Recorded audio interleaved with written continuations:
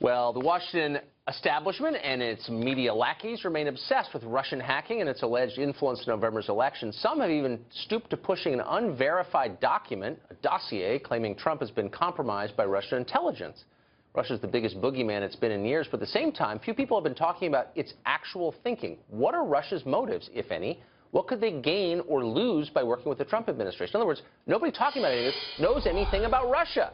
But Stephen Cohen does. He's a contributing editor at The Nation and a professor emeritus of Russian studies at NYU. Used to teach at Princeton. Bona fides are long.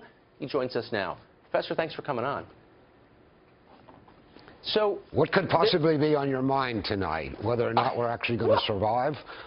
Well, there was this amazing moment, and I'm sure you saw it during the Rex Tillerson hearings in the Senate, when Marco Rubio of Florida, a Republican, essentially demanded that Tillerson denounce Vladimir Putin as a war criminal. Yeah. Now, I don't know, I'll be candid with you, I don't know much about Vladimir Putin's war record, and perhaps he is a war criminal. I don't know. But I was so struck by Rubio's insistence that Tillerson concede that he was. Would America gain something, do you think, from an incoming Secretary of State calling the Russian head of state a war criminal?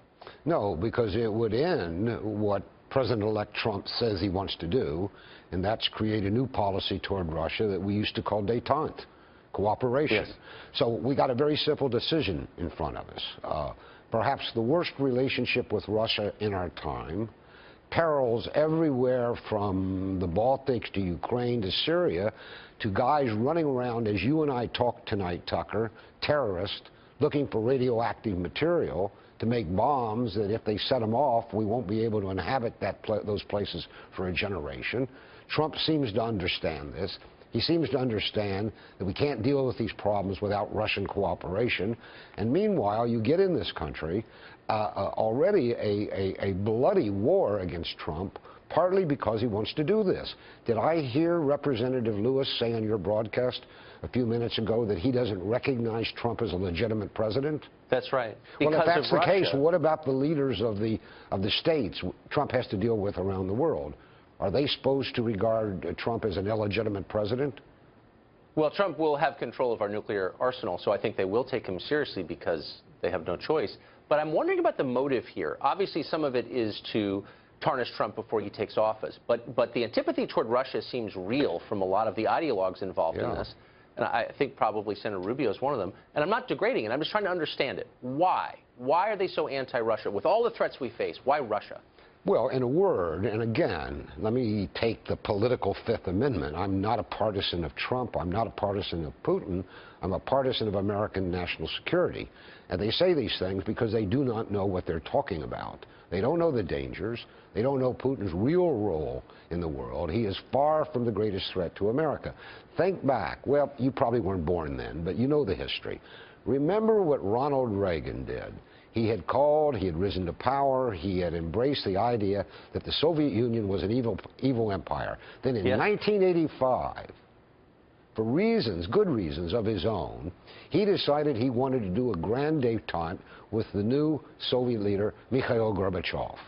And you don't remember, but I will tell you that his own party, the Republican Party, savaged him, said he was betraying the cause. I remember. Now, they couldn't attack his character as they do Trump.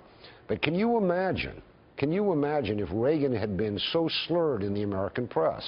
So I think Reagan is actually the model for Trump. At that time, it was the evil empire. Today, Putin is the Darth Vader of the East. It isn't true. I mean, the threat that Putin represents to the United States, I would rank, probably wouldn't make the top five, but they're testifying in Congress that it's #1. Yes. And this is a threat to our own national security. Look, it does seem that way. Look, yeah, I'm sorry, we're out of time, but I just want to affirm as a non-Russia expert that what you're saying comports with common sense. It does seem like hysteria has seized D.C., but and we're in danger as a result. It seems that way. Professor Cohen, thanks a lot for joining us. Good to see you.